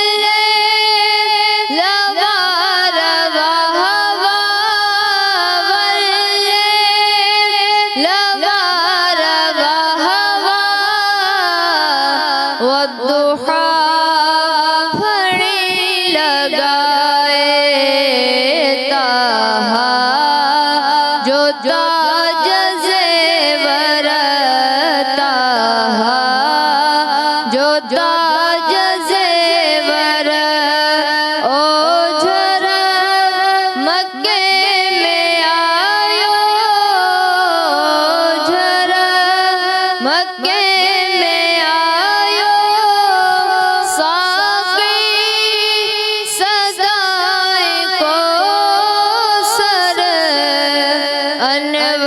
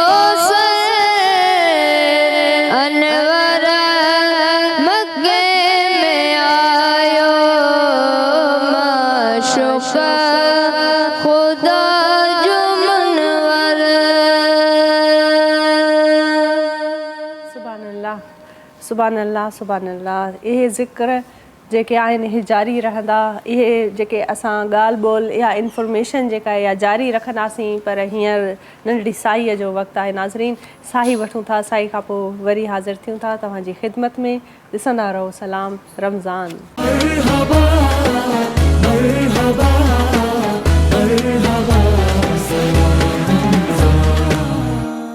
वेलकम बैक नाज़रीन ब्रेक खां पोइ हाज़िर आहियूं ऐं बहितरीन ॻाल्हियूं पिया हले इस्लाम जे हवाले सां रोज़े जे हवाले सां ऐं रमज़ान जे हवाले सां हिन फज़ीलत जे हवाले सां हिननि बाबरकत महीने जी जेका फज़ीलत आहे जेको हिन जो असल मक़ाम आहे उन जे हवाले सां ॻाल्हियूं पिया हलनि पियूं रसूल पाक सल्लल्लाहु अलैहि वसल्लम जो ज़िक्र हुन जी नातूं उहे बि पियूं ॿुधियूंसीं ॾाढो हिकिड़ो मज़ेदार हिकिड़ो असां वटि इहा महफ़िल आहे जेका सजियल आहे ऐं इहा महफ़िल सिर्फ़ु हज़रत मोहम्मद सल्लल्लाहु अलैहि वसल्लम जी शान ऐं उन असांजे पंहिंजे अलाह पाक जे ख़ुदा ताला जेको असांखे नेमतूं ॾिनियूं आहिनि उन्हनि खे यादि करण जे लाइ सजाई अथऊं छो त हीउ जेको महीनो आहे हीउ सॼो तमामु महीनो जेको असां चांद राति ताईं असांजो जेको हीउ सफ़र जारी रहंदो सो इन ई ज़िक्र सां जारी रहंदो ऐं जेॾो थी सघे असां ज़िक्र कयूं ऐं इन ज़िक्र सां पंहिंजे रूह खे अञा तरो ताज़ा कयूं पाक कयूं जीअं त ज़ाहिरा ज़िक्र जी ॻाल्हि हले पई त मौलाना साहिब असां सां गॾु मौजूदु आहिनि उन्हनि खां पुछंदासीं त साईं तव्हां असांखे ॿुधायो त रमज़ान जी शुरूआति थी चुकी आहे अॼु पहिरियों रोज़ो आहे इस्लाम में पहिरें रोज़े जी फ़ज़ीलत छा आहे ऐं जीअं अॼु जो जेको रोज़ो आहे उहो कहिड़े बुज़ुर्ग सां उन जी निस्बत आहे तव्हां इन हवाले सां थोरो ॿुधायो असांखे बिल्कुलु अॼु जेको पहिरियों रोज़ो आहे इन जी निस्बत ॿिनि बुज़ुर्गनि सां आहे हिकिड़ो पीरान पीर दस्तगीर बादशाह पीर जेके वलियनि जा वली आहिनि पाण गौसे आदम दस्तगीर रज़ी अल्लाह ताला अन्हु ऐं ॿी जेका निस्बत आहे अॼु ख़ासि तौरु उर्स मुबारक आहे असांजी सिंध धरतीअ जे अज़ीम बुज़ुर्ग हज़रत साईं मशहूरी शरीफ़ वारा साईं जिन जी मज़ार शरीफ़ लारकाणे में आहे दरगाह अली हज़रत मशहूरी शरीफ़ जी ऐं पाण जेको आहे सो इंतिहाई सूफ़ी बासिफ़ा ऐं बहितरीन आलिम दीन हुया संदन जो नालो मुबारक क़यूम ज़मा मुहद्दिस मशहूरी शरीफ़ हज़रत मोहम्मद क़ासिम मशहूरी रहमतुल्लाह अलैहि आहे पाण जी विलादत जेका आहे उहा सन 1316 में थी आहे दरगाह अली हज़रत मशहूर शरीफ़ लारकाणे जे भरिसां हिकिड़ो ॻोठु आहे उन में विलादत थी आहे पाण इंतिहाई जेके हुया हुज़ूर अलैहिस्सलातु वस्सलाम जे इश्क़ में भरपूर हुया ऐं ही उहे बुज़ुर्ग आहिनि जेके मुस्तजाब दावात आहिनि यानी जेके दुआ घुरंदा आहिनि त अल्लाह रब्बुल आलमीन उन्हनि जी दुआ क़बूल कंदो आहे संदन जी अगरि हयात तैयबा खे ॾिसूं त सॼी ज़िंदगी पाण हुज़ूर नबी करीम सल्लल्लाहु अलैहि वसल्लम जो इश्क़ माण्हुनि में विराइनि ऐं ला इलाहा इल्लल्लाह जी तवार जेका आहे ला इलाहा इल्लल्लाह जेको ज़िक्र आहे उहो पाण सॼी ज़िंदगी पाण सां गॾु जेके लाॻापियल माण्हू हुया मुरीदीन जेके हुया उन्हनि खे हमेशह इहा तलक़ीन फ़रमाईंदा हुया त अव्हां ज़िक्र कयो यानी अल्लाह तबारक व ताला जो ज़िक्र कयो ऐं तव्हां पाण ॼाण इहा रखो था त जेको शख़्स अल्लाह रब्बुल आलमीन जो ज़िक्र कंदो आहे त अल्लाह रब्बुल आलमीन उनखे अलॻि मक़ाम अता फ़रमाईंदो आहे सॼी ज़िंदगी इल्म दीन जी ख़िदमत कयूं ऐं सिंध जे अज़ीम बुज़ुर्गनि में संदन जो नालो ईंदो आहे ऐं संदसि इल्मी मैदान में एतिरो त कमु कयनि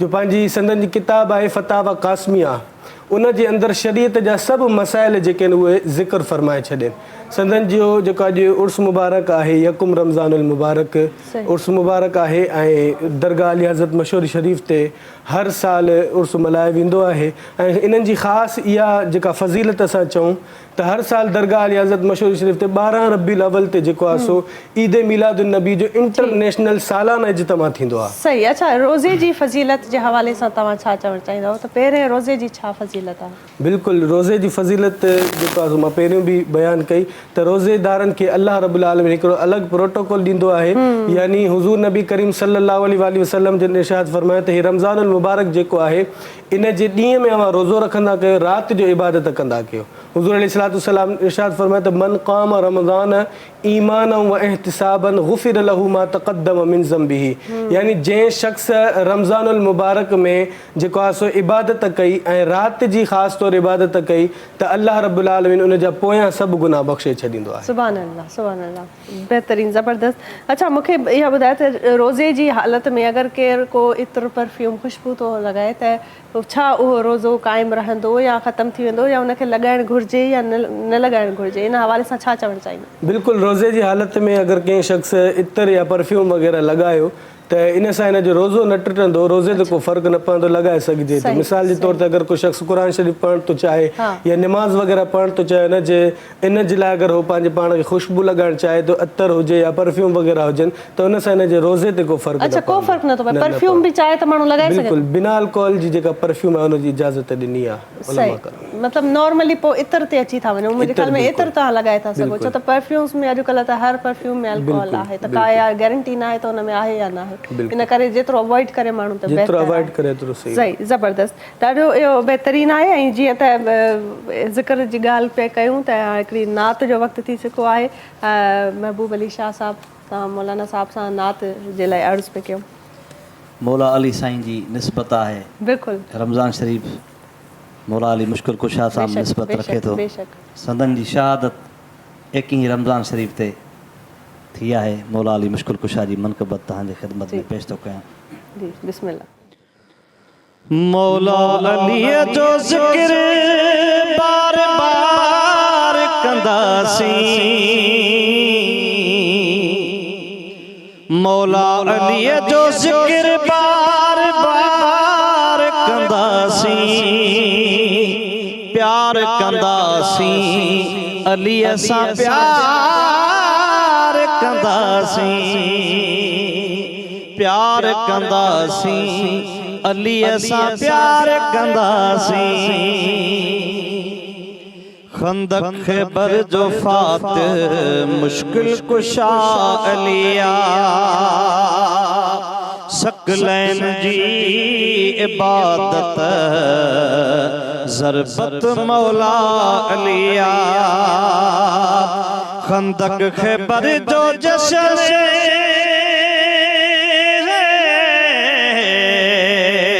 खंदक ख़ैबर जो जश्न शानदार कंदासीं, प्यार कंदासीं अलीअ सां प्यार कंदासीं।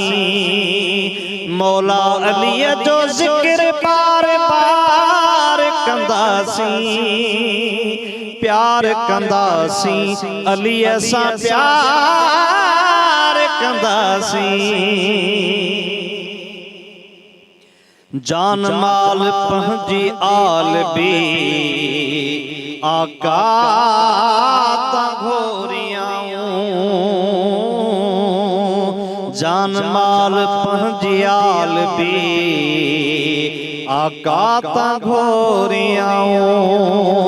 इस्लाम जा मुखालिफ़ बदर में ढेर कयाऊं, मरहबा ऐं उतबा हारिस, मरहबा ऐं उतबा हारिस, अमरू थिया फना, जुरत बहादुरीअ जो इक़रार कंदासीं, जुरत बहादुरीअ जो इक़रार कंदासीं। प्यार कंदासीं अलीअ सां प्यार कंदासीं, मौला अलीअ जो ज़िक्र बार बार कंदासीं, प्यार कंदासीं अलीअ सां प्यार कंदासीं। सैफी अयाज़ फ़कर जो सुल्तान अलिया, सैफी अयाज़ फ़कर जो सुल्तान अलिया। जैसी न लगे मोहर को थींदो न वलिया, जैसी न लगे मोहर को थींदो न वलिया। आसमान जा जो रसा ॼाणे थो ज़मीन खां वधे, आसमान जा जो रस्ता ॼाणे थो ज़मीन खां वधे। रस्तो इमाम फ़कर जो इख़्तियार कंदासीं, प्यार कंदासीं अलीअ सां प्यार कंदासीं। मौला अलीअ जो ज़िक्र बार बार कंदासीं, प्यार प्यार कंदासीं अलीअ सां प्यार कंदासीं प्यार कंदासीं अलीअ सां प्यार कंदासीं। सुभान अल्लाह सुभान अल्लाह सुभान अल्लाह। बहितरीन ज़िक्र बहितरीन नात ऐं बहितरीन जेको आहे ज़िक्र हुयो प्यार कंदासीं अलीअ सां प्यार कंदासीं। नाज़रीन इन सां गॾोगॾु साहीअ जो वक़्तु थियो आहे। साई वठूं था, साई खां पोइ वरी हाज़िर थियूं था। ॾिसंदा रहो सलाम रमज़ान।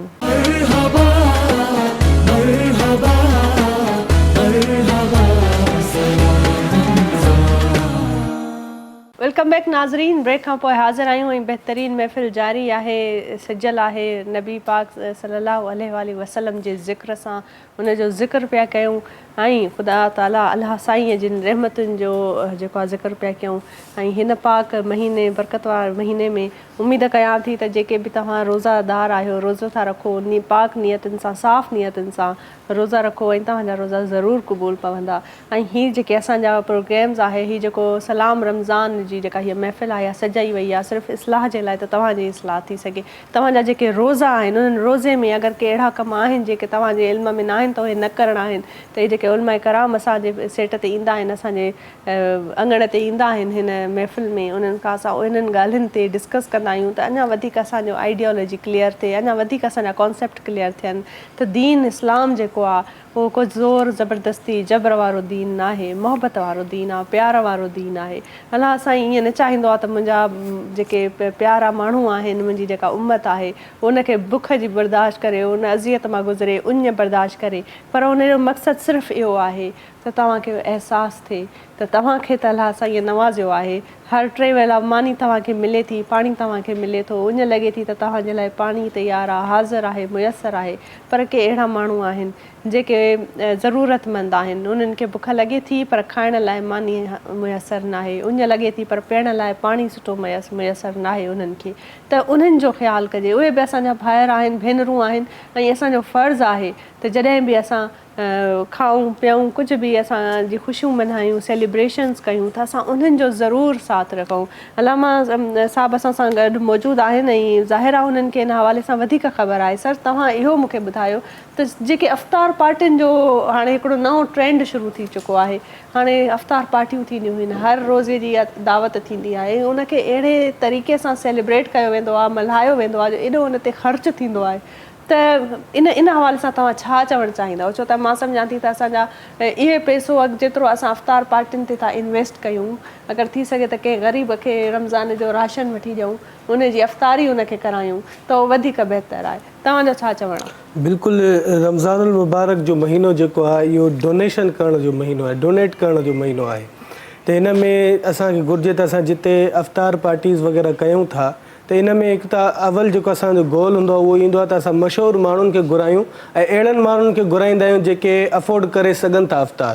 पर इन अमल करणु इहो बि सुठो अमल आहे, न त इहो बहितरु अमल न आहे, पर इन खां वधीक बहितरु अमल जेको आहे उहो इहो आहे त कंहिं ग़रीब जे घर में राशन ॾिनो वञे या कंहिं ग़रीब जेके ज़रूरत जी शयूं आहिनि उहे उन्हनि खे ॾिनियूं वञनि। इहे इन खां बहितरु आहे, छो जो असां अहिड़नि माण्हुनि खे घुराईंदा आहियूं जेके पंहिंजे घर में सुठी अफ़्तारी जेका उहा अफोर्ड करे सघनि था। पर जेकर असां हिकिड़ो रमज़ानुल मुबारक आहे, रोज़ो नालो ई उनजो आहे, क़ुर्बानी जो नालो आहे। अगरि असां इहे शयूं क़ुर्बान करे कंहिं ग़रीब जे घर में राशन जी सूरत में या कंहिं ग़रीब जी जेका का ज़रूरत पूरी करण जी सूरत में या कंहिं ग़रीब खे ईद जे लाइ पैसो असां लॻायूं था, इहो अमल तमामु बहितरु आहे ऐं अल्लाह रब्बुल आलमीन बि इन सां राज़ी थी। ज़बरदस्त, बहितरीन। इहो ईअं ई आहे। ऐं जेके असां ॾिसूं था असां वटि जेके नात ख़ान आहिनि, नात रसूल थी करे उहे जेके नात रसूल पढ़ण वाले नात ख़ान आहिनि, उहे भी आप भी जो है इस चीज़ इस मरहले से गुजरती होंगी कि जिस तरीके से हमारी अफ्तारियाँ होती हैं और जो ये ट्रेंड एक आ गया है तो थोड़ा सा एक डिस्ट्रैक्ट हो गए लोग उस असल मकसद से, जो अफ्तारी का मकसद है, जो हमारा वो जो है उस हवाले से। तो बहरहाल इन हवाले सां अॻिते ॻाल्हि ॿोल थींदी ऐं अॻिते ॻाल्हाइबो। पर हींअर वक़्तु थियो आहे त नात ॿुधूं था ऐं असां वटि जेको आहे नात ख़्वां मौजूदु आहे मुस्कान बीबी। अस्सलाम वालेकुम मुस्कान, और आप क्या अभी हमें नात कौन सी नात सुनाएंगी? पाक रसूल सल्लल्लाहु अलैहि वसल्लम का जिक्र किया जाए। वो शहरे मोहब्बत जहाँ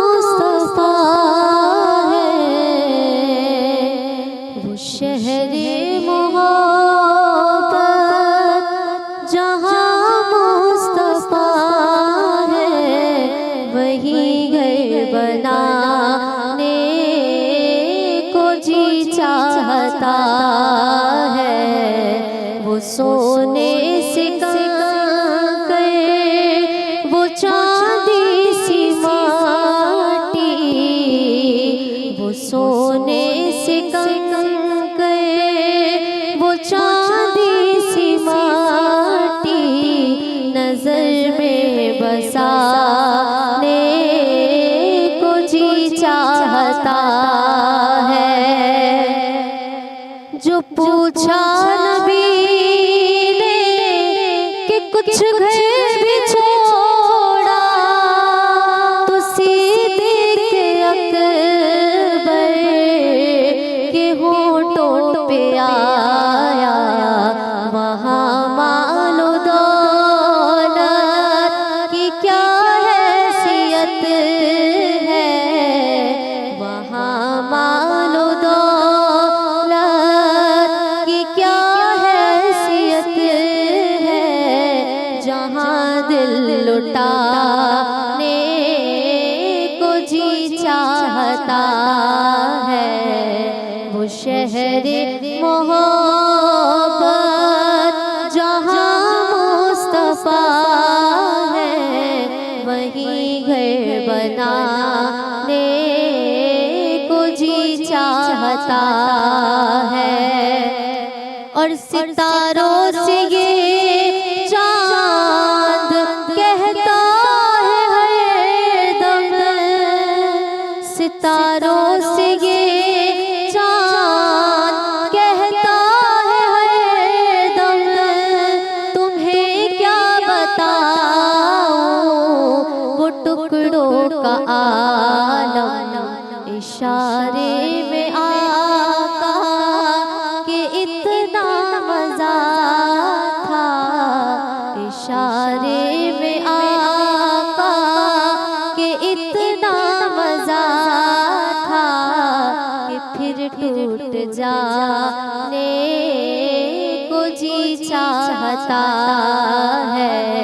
वो शहर मोहब्बत जहाँ मुस्तफा है वही घर बनाने को जी चाहता है। जिहाद मोहब्बत की आवाज़ गूंजी, कहा ज़ला ने ये दुल्हन से अपनी इजाज़त दे दो, तू जामे शहादत इजाज़त दे दो, तू जामे शहादत लबों से लगाने को जी चाहता है। वो शहर मोहब्बत जहाँ मुस्तफा है वही घर बनाने को जी चाहता है। सुभान अल्लाह, सुभान अल्लाह, सुभान अल्लाह। वो शहर मोहम्मद जहाँ मुस्तफ़ा है वहीं घर बसाने को जी चाहता है। बेहतरीन ज़िक्र हुयो ऐं ज़बरदस्त नात हुई ऐं माशाल्लाह बेहतरीन आवाज़ मुस्कान बीबीअ जी। ऐं वक़्तु थियो आहे साईअ जो। नाज़रीन साई वठूं था, साई खां पोइ वरी हाज़िर थियूं था ऐं बेहतरीन ॻाल्हियूं असांजूं जारी रहंदियूं। किथे न वञिजो, ॾिसंदा रहो सलाम रमज़ान।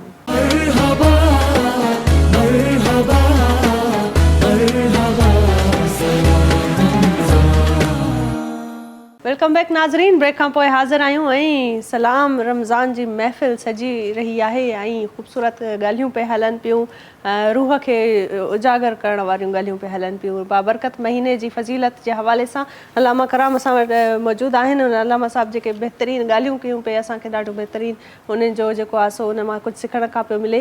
उन्हनि खां वधीक इन हवाले सां ॻाल्हाईंदासीं त अलमा साहब तव्हां ॿुधायो त जीअं ज़ाहिर आहे रोज़े जी हालत थींदी आहे, अक्सर माण्हू रोज़ो रखे थो ऐं रमज़ान जो महीनो आहे, पर कंहिंजी तबियत नासाज़ थी पवे, अगरि उहो हुनजी तबियत रोज़े जे दौरान ख़राब थी थिए, उहो बेहोश थी थो पवे, त वरी पोइ डॉक्टर ऐं मेडिकेशन जेका हुनजी फर्स्ट एड में शामिलु आहिनि ॻाल्हियूं, त उनखे फ़ौरन पाणी पीआरिजे, थोरो कुझु कजे, पर उनखे त रोज़ो आहे, पोइ उन अहिड़े मामले में कीअं डील कजे, छा करणु घुरिजे?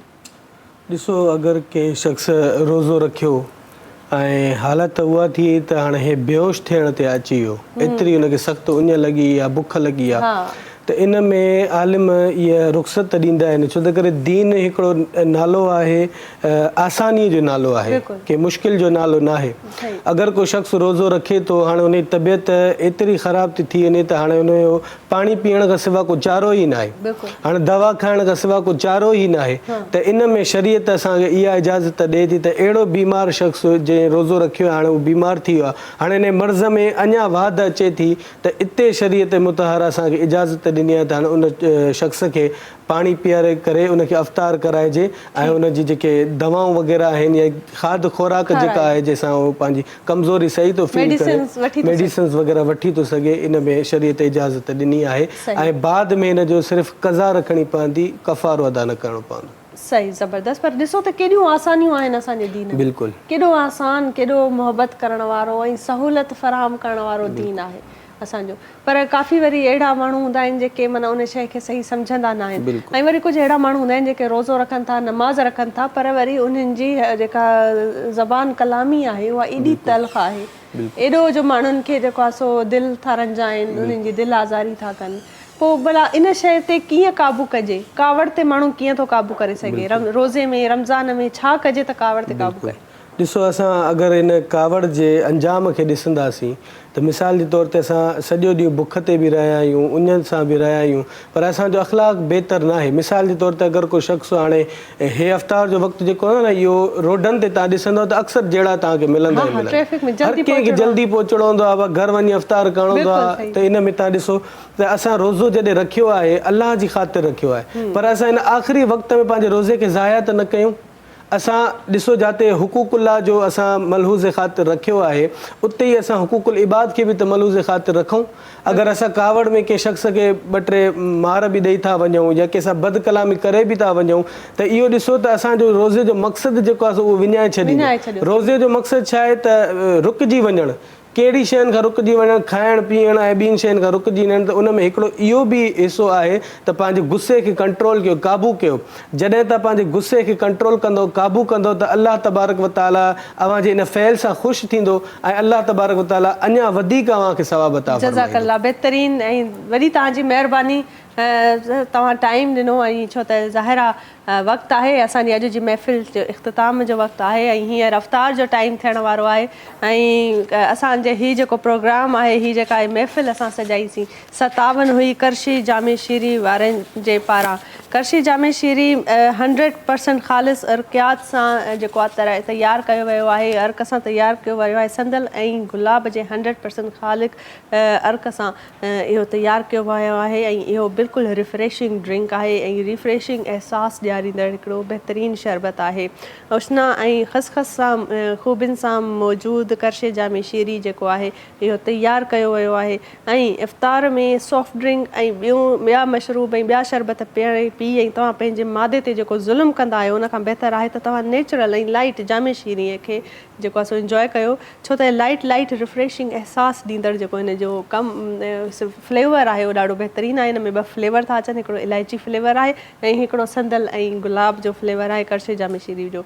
मौसम हुजे बहार जी या सर्दियुनि जी या ऊन्हारे जी, करशे जामे शीरी हर वक़्तु लज़ीज़ ऐं रौनक रमज़ान करशे जामे शीरी आहे, ऐं रौनकूं आहिनि ऐं अफ़्तार जी जेका हुनजी पहचान आहे, ऐं हुन करशे जामे शीरी सां ऐं अफ़्तारी ऐं सहरी जेका आहे उहा जामे शीरीअ जी ड्रिंक खां सवाइ अधूरी आहे। ऐं वरी जॾहिं असां अफ़्तार कंदा आहियूं त काफ़ी तरियल शयूं खाईंदा आहियूं, स्पाइसी शयूं, स्नैक्स खाईंदा आहियूं, त असांखे एसिडिटी थी पवंदी आहे, बदहज़मी थी पवंदी आहे। त इन जी वजह सां असां नेक्स्ट डे नेक्स्ट सहरी सुबुह जो वरी सही तरीक़े सां न करे सघंदा आहियूं, राति बि असांजी डिस्टर्ब गुज़रंदी आहे। उन जे लाइ सभ खां बहितरीनु आहे त तव्हां खीर जे गिलास में करशे जामी शीरी पियो। करशे जामी शीरी हींअर हर साइज़ में मूं वटि लीटर आहे। हिन 1 लीटर जी बॉटल में 35 गिलास ठहनि था ऐं 1.5 लीटर जी बॉटल में मुंहिंजे ख़्याल में 50 गिलास जामी शीरी जा ठहंदा आहिनि। ऐं तव्हां ॾिसंदा त बहितरीनु इन्हनि जो फ्लेवर हूंदो आहे, बहितरीनु टेस्ट हूंदो आहे। ऐं जीअं ई तव्हां इहो पीअंदा आहियो त तव्हांखे तव्हांजी उञ लही वेंदी आहे ऐं अञा बहितरीनु हुनजो असरु हूंदो आहे। ऐं जेके ख़ासि असांजा एसिड्स ऐं ॿिया जेके केमिकल सॉफ्ट ड्रिंक्स में आहिनि जेके तव्हांखे नुक़सानु था पहुचाइनि, करशे जामी शीरी उन खां बहितरु आहे त रोज़ हुजे अफ़्तार हुजे हुनजे दस्तरख़ान जी शान जेका हूंदी आहे उहा करशे जामी शीरी आहे। ईअं ई असां बि रोज़ो खोलींदासीं ऐं असांजी अफ़्तारीअ में बि करशे जामी शीरी हूंदो ऐं करशीअ जो दस्तरख़ान जेको आहे उहो वॼायो वेंदो। तव्हां ॾिसंदा लाइव बि असांखे बि। ऐं तव्हांजी वॾी महिरबानी त तव्हां असांजो हिन प्रोग्राम खे ॾिठो, उमेद आहे पसंदि कयो हूंदो। सुभाणे वरी मुलाक़ात कंदासीं, वरी हिकिड़ी नई महफ़िल जेका आहे उहा असां सजाईंदासीं ऐं ज़िक्र थींदो ऐं अलाह साईं जे उन नेमतुनि जो ज़िक्र थींदो ऐं उनजे नबी पाक मोहम्मद सल्लल्लाहु अलैहि वसल्लम जो ज़िक्र थींदो। वेंदे वेंदे ख़ूबसूरत हिकिड़ी ॻाल्हि त कावड़ ते क़ाबू कयो। कावड़ ते क़ाबू कंदा त तव्हांखे अञा वधीक बहितरु तव्हां पंहिंजे पाण खे अलाह जे वेझो सम्झंदा। हींअर वेंदे वेंदे नाते रसूल जो टाइम आहे। हाजरा बीबीअ खां नाते रसूल ॿुधंदासीं। जी हाजरा बीबी। क्या बताऊं कि क्या मदीना है, मैं क्या बताऊं, क्या बताऊं कि क्या मदीना है, बस मेरा मोदा मदीना है, बस मेरा मोदा मदीना है, क्या बताऊं, उठ के जाऊं कहाँ मदीने से, मैं उठ के जाऊं कहाँ मदीने से, क्या कोई दूसरा मदीना है, क्या कोई दूसरा मदीना है, क्या बताऊं। और ये पर्सनली मुझे बहुत पसंद है शेर कि उनकी आँखों का नूर तो देखो, कि उनकी आँखों का नूर तो देखो, जिसका देखा हुआ मदीना है, जिसका देखा हुआ मदीना है, क्या बताऊं।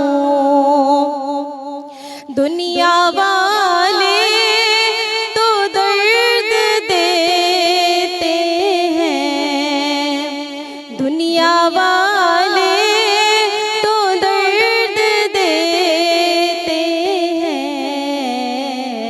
ज़ख्मे दिल की दवा मदीना है, ज़ख्मे दिल की दवा मदीना है,